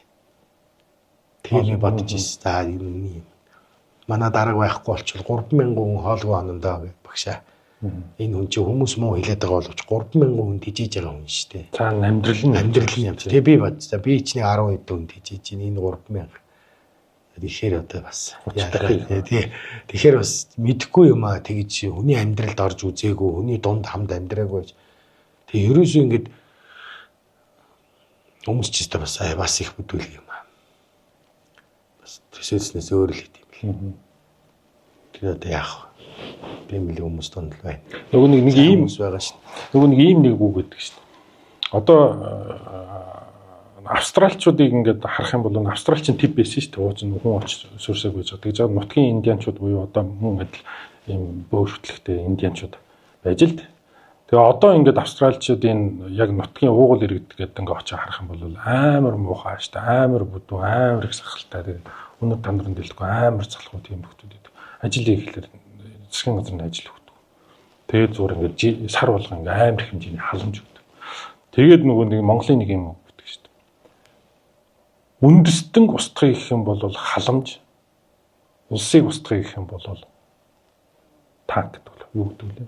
Нэг тийм үг гэдэг шүү дээ. Тэгэхээр нөгөө нэг халамжийн бодлого хавт гарах тусмаа л одоо улс үндэстэн устгахын би засаг тэрэн шиг зүгээр яг манай засаг дүр хитрхийг халамж өгөөд манай нөхдүүд хитрхийг залхуу болсноос арчаагүй. Би сайн нийтлэл тавьсан.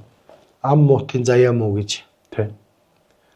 Тэр ч хөдөлмөрлөөд хашаага зүлэг тариад банзаа солиод 3 м жорлон 2 жилийн дотор ухчихвал мөнгөтэй ямар ч хамаагүй. Тийш. Тэр хүний хөдөлмөр. Өөрийнх нь л хөдөл. Тий. Сайхан 5 антай гэрээ цэвцээтлэн сайхан цэвэрлээд зах дээр нэг 50-60 мянга л байгаа илгүү дээ эн чинь. Ямар ч хүнд олдсон шүү дээ. Сайхан бүрээс игээд гэрээ өстэй цэвцээтлэн цэвэрлээд байж хахад тэр хүнд юу хэрэг вэ? Мөнгө хэрэг. Тэр чинь хөдөлмөр ч. Тийм шүү. Тэгэхээр ер нь бол ингээд амьдрал бол бид бүгдийг шагнадаг аа. Хүн болгон дээр нарны гэрэл туссан амьдралын шагналыг авч чадаагүй улсуудад л харамсмаар байна. Сайхан хань илгээхэд ханаа гомдоогоо явуулц. Сайхан хүүхэд харахад хаяа явцсан. Сайхан нөхөрлөл найз нөхөд өөрийнх нь хувь тавиланд орж ирэхэд хов хор хуяад хөгөө явуулцсан. Сайхан ажил үс ах トゥ нөхөд тоохгүй хийгээгүй хаяад золбироод явцсан. Залхуураад. Тэгээд амьдрал шагнасан бүх тэр шагналаас татгалцсан улсууд л ядуу явдаг баг. Тэгэхээр баян ядуу гэдэг бол мөнгөнд биш зүрх сэтгэл хөдөлмөртөл явж байгаа юм шүү. Нэг. Одоо би баян хүн байсан бол одоо би хүмүүсээс хандив гуймаар байна. Би ер нь тэгж болохгүй. Энэ миний ах дүү зам үлдээж болохгүй. Энэ музей зүзээд хүмүүс хандив өргөе гэсэн ер нь авахгүй. Зүгээр ах дүүнээ манд тусалж байгаа. Тэр тусмаа манай 3 ах бол маш сайн тусалж байгаа. Яг болох байлгүй бага багаар. Би олон хүнд нэг зориулсан сайхан музей барья гэж шийдээд бүр ингээд шолоотцсон явж байгаа. Саад гарахгүй байх гэж найдаж байна. Музей одоо яг би тэгэл харж байхгүй музей барина гэдэг чинь би ч бас одоо байдлаа байшин барьж ил үзэж ил явсан. Тэгэхэд бол бас таймгүй их Монгол бодогддیں۔ Тэгээд зөв музей барина гэдэг. Одоо музей ажил хэдэн хөвтэй явж байна? Дөнгөж газраа л эхэлж байна. Тэ одоо тэгээд энэ баян хангаа алтан дэвшин хөндийн надад алган жиний газар лус савдаг нөхөөлгөө. Би ер нь тэгж билетэлтэй боддог. Би ямар баар нээх гэж байгаа биш. Тийм ээ, тавламын газар ажиллуулах гэж байгаа биш. Архины газар нээх гэж байгаа биш. Энэ олон хувь цунраа бүгдийг намайч залж нэг сайхан 16 насны хүүхдүүнд төлбөргүй үздэг. Надад ашиг байх нь хамаагүй. Тэрнээс ашиг болно гэж юу ах вэ? Бүгдээцээ ариун энэ хувь цунрыг залсан сайхан юм хийж гадаад дотоодын жуулчдад бас Монголын нэг хүчрхэг байсан үеийн хөв соёл юм шүү гэдгийг харуулахыг зорж байгаа. Тэрүүгээрээ би энэ хүмүүсээс хандив хана тусламж огт нэхгээгүй. Бас хүмүүс буруу ойлгож иж магадгүй. Тэгээ газар шороонд нь л хүмүүс битээ саад болосоо л гэж хүсэж байна. Тэгээ ямар амир тэр чигт нь уулын хамыг тэр чигт нь худалдаж аваад одоо барьцны тийм чадал байхгүй. Гэхдээ та бас нэг юмыг анзаарах хэрэгтэй. Би зайрын хүн шүү дээ. Тэгэхээр надад бас нэг тусалдаг юм байгаа учраас миний боддог бүх юм биелдэг дандаа. Би чи хүнд тус өргөдөг хүн чинь өөрийнхний бүтчихэл дараа шүү дээ. Хэрвээ одоо өдөрт их нүгэл хурааж олон хүний сэтгэлийг гомдоож исэн бол миний юм ингэж бүтэхгүй шүү дээ. Ийм л байна. Би харин зүгээр яг их сонирхдаг байсан байхгүй юу? Би энэ хувийн талын асуудал аяла их ярьлаа. Ер нь өнөөдрийн зүйл санаа бодлын хувцснараас ярихаас гадна нэг иймэрхүү бодол санаатай байна. Хүний оюун санаа, бодол санаа, зүрх сэтгэл гэдэг юм хоёр байлаа. Нэгдээд нэг болоод ирэхээр хөдөлмөр болох хэрэгтэй. Ухаан сэтгэл хоёр нэгдээд хөдөлмөр болж чадахгүй бол та яа мянган бөө байгаад тэнгэртэй харьцдаг байгаад өөрийгөө хөгжүүлэхгүй бол та явахгүй. Хүн өөрийгөө одоо ийм нийгэмд бол ямар нэгэн байдлаар хөгжүүлэх хэрэгтэй юм унш. Судал олон хүмүүстэй сайхан гимгүү нөхрөл зөв ярьж сур ингэж ийж нийгмийн хүнд хүний нийгмийн дотор алхахгүй бол одоо биеэл жинхэн бөө гуулын мухард ганцаараа ингээл биеэл жинхэн бөө би нуугднаа гэл ингээл нуугдаад ивэл надад дээр намайг хэн таних юм би хүнд одоо өнгөрөөд гайхуулах гэдэг юм шин чинь тус үргэх гэхээр хүн танихгүй байгаад байна шүү дээ би энэ юм нуучвал яах вэ за та бодоо тийм шүү дээ энийг би нууч одоо бүр хинт ч хэлэхгүйгээр. Тийм Монголын түүх соёл одоо бүх юм тэр чигээрээ л нуугдна. Нуугц одоо би нэг жинхэнэ бөө би энийг үзүүлж болохгүй нууч. Энэ хэн мэдхий? Хинч мэдэхгүй шүү дээ. Энийг мэдэхгүй тэгтэл тэнд одоо хичнээн худал хуурмаг юм хүмүүс таниад бараг мэдээд өөр юм болгоод явж яхад тэгэхээр ичид миний хувьд бол ийм музей нээх гэж байгаа хүнд бол бүр ил тод энийг ярьж олон төрөг. Яг хөө зүгээр дургуутч ойлгохгүй байгаа хүмүүс байж болно. Гэхдээ дуртай байгаа мянган хүн байгаа шүү дээ. Тэр хүмүүст маш их хэрэгтэй байгаа шүү дээ энэ үнэт зөвлөгөө чинь. Тийм.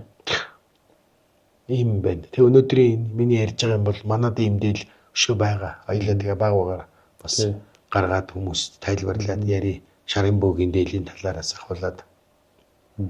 Одоо энэ бол шарын бөөгийн дээл.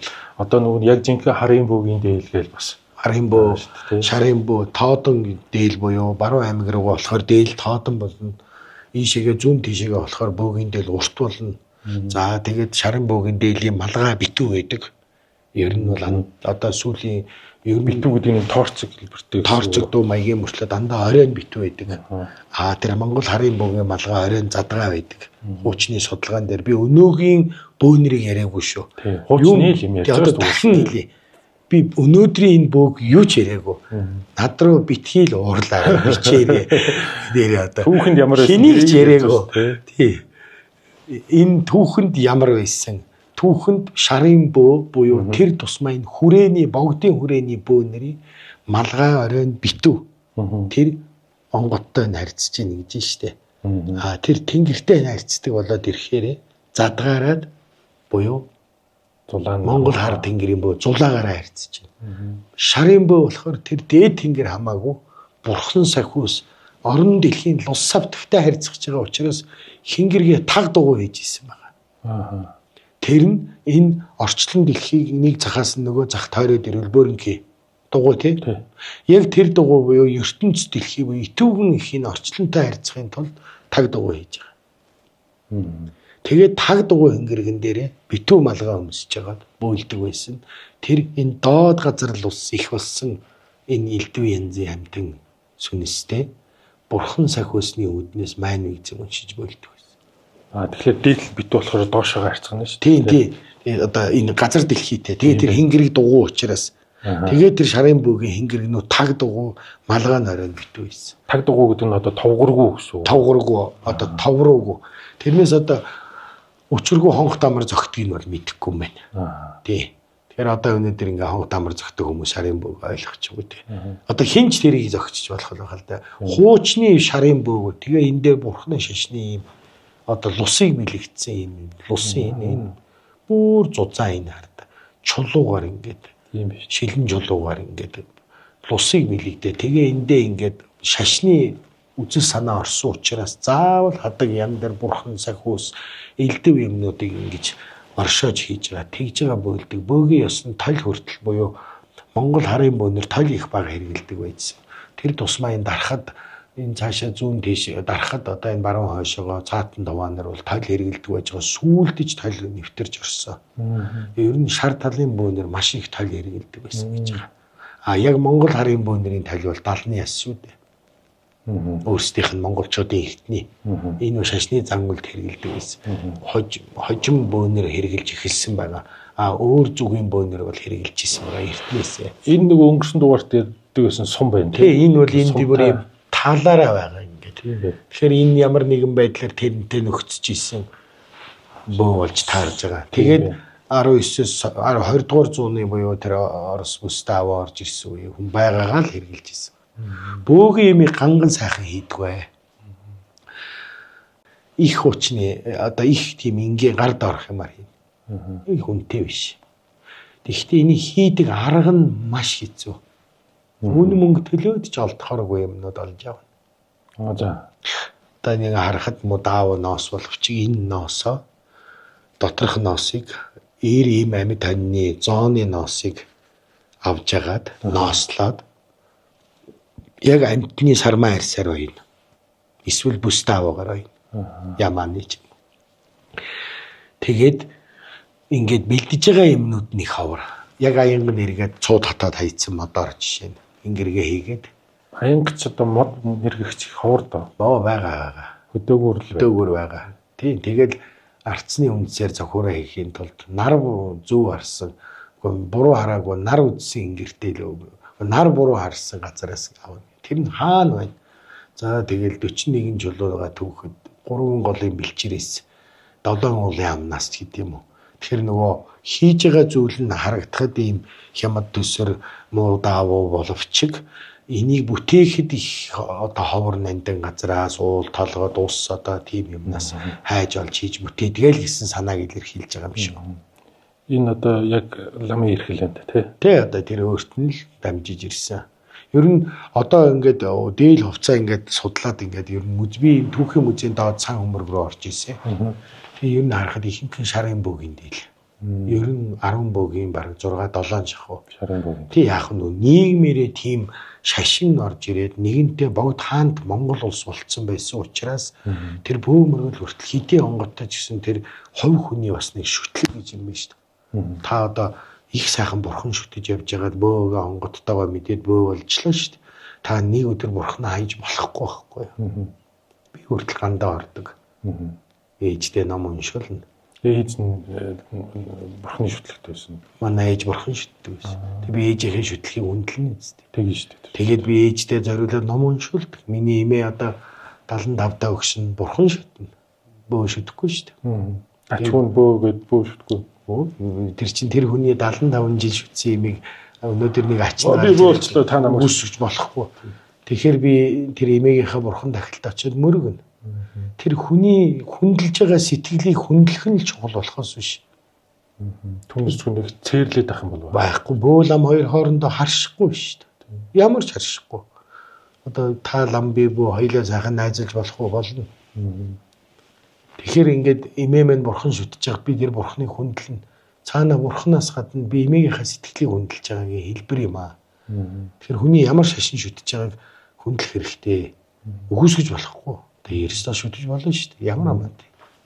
Тэр би ээжтэй гандаа ороод ном уншвал намайг одоо гандан дээр гандангийн шашны зүйлс зардаг улсуу таньж л байгаа. Би ороод юм аавна.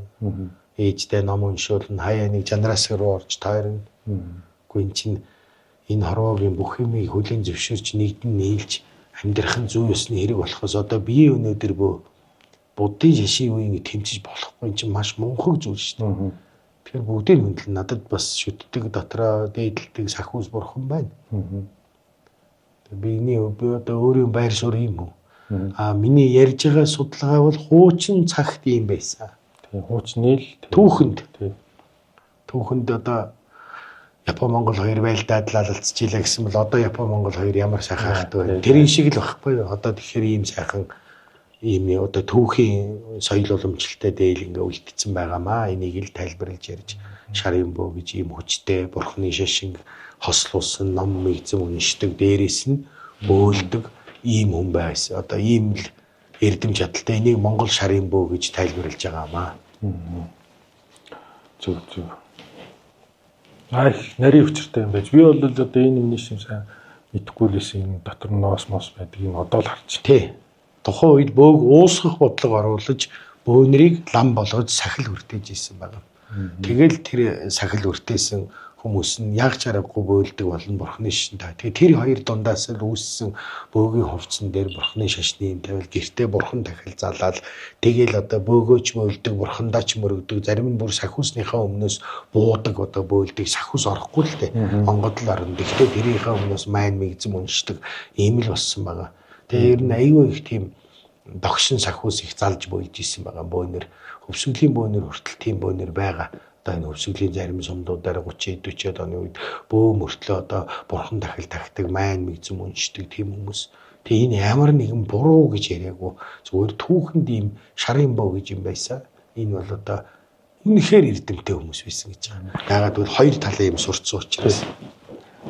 Гэтэ тэр чинь хэцүү. Шарын бөө болох бол зүгээр бөө болохоос хэцүү. Та зүгээр бөө болох гэж чадахгүй буруу зуруу юм өмсөж гүйж байгаа хүн дээрээс нь ном байна мэгзэм яаж сурах вэ?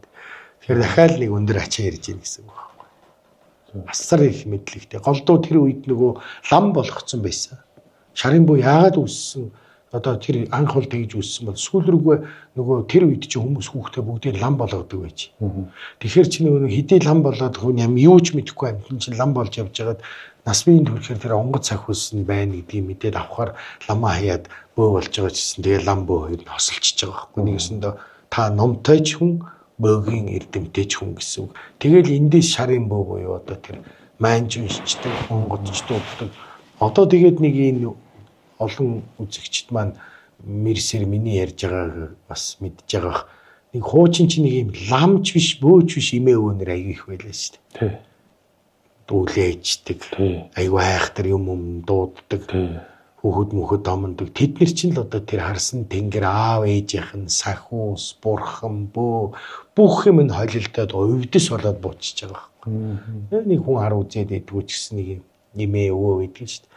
Хүүхэд өвдөл нэг юм уншаад үлээ чинь янз янзын дом хин тэр чин тэр удамшиж штэ хүний биед удамшсаар байгаа тэр хүн дээрээ тэр хүн хамгийн сүүлийн цэг болоод үлдчихэнгүүд тэр хүн хэдийл бөө хувц өмсөж бөөлөхгүй лам хувц өмсөж ном уншихгүй мөртлөө тийм хувьдас бэлдээс тэр чин эцэг нь бөө ихэн лам байсан буюу одоо лам их нөхөртэй удган их нэртэй хүмүүс түүхэнд зөндөө байсан. Одоо ч байгаа тийм хүмүүс. Их үед бол одоо нөхөр нь лам Доронтын дарийн мудганы нөхөр нь лам байсан хүн шүү дээ. Өөрөө бөө. Тэгээ дарийн мудганы хүүхэд муудаад балараад дарийн мудган бөөлөө дийлэхгүй болонгууд нөхөр нь чи дийлэхгүй бол би аргалъя гэд ном уншаад 3 өдөр ном уншиж хүүгээ аварж исэн гэд одоо Доронтын музейд дарийн модгоны хувц байгаа шүү дээ. Үүд. За тэгэхээр аавн лам ээж нь бөө энэ хоёр дэрсэн үү? Дэрсэв. Тэгэхээр юу хэлэх чинь гэвэл та бидэл зүрх сэтгэл дотроо л эвтэй байж чадвал энэ шашин шүтлэг үзэл санаа тэрсэдгүй маа. Тэр битэл бүр онгод сахиусууд нь хоорондоо тэрсгүй нэг хүн дээр орж ирчээд байгаа юм шүү дээ. Тэр тийм төрлийн онгод гэж байна. Гэтэл шашныг үздэггүй тэрсдэг ташхан онгодууд. Бас байна. Тэр бол одоо тэр хөвсгөлийн тайгын гүнд лам очиж болдгоо, лам хуурга очихоор бие нүвдөд идэг янз. Бас тустай. Тэр одоо нэгэн л тийм хүнээс л үлдсэн хар хүч учраас. За өнөөдөр өнөөдөр ямар ч гэлээсэн их л сонирхолтой их л гайхалтай бас хувийн чанартай үзлийн чанартай олон төрлийн юм ярьлаа. Их л сонирхолтой л. Дараагийн удаад хоёлаа тэр Монгол харын бөөгийн дээлийг ярья. Тэгээ яг энэнийхээ үргэлжлэл болгоод байгаа. Тэр бол их урт настай. Ялгаа нь ингээ гарч ирж байна тий. Зүг. За. Маш их баярлалаа. Ингээд маш их хүнтэй ховор үзүүрээсээ ингээд танилцуулж байгаад үнэхээр их баярлалаа. Тэгээд цаг гаргаад бас ертөнц төслийн маань одоо хэмжээдэгт үнэхээр их баярлалаа. Дараагийн дугаараар болтой. За.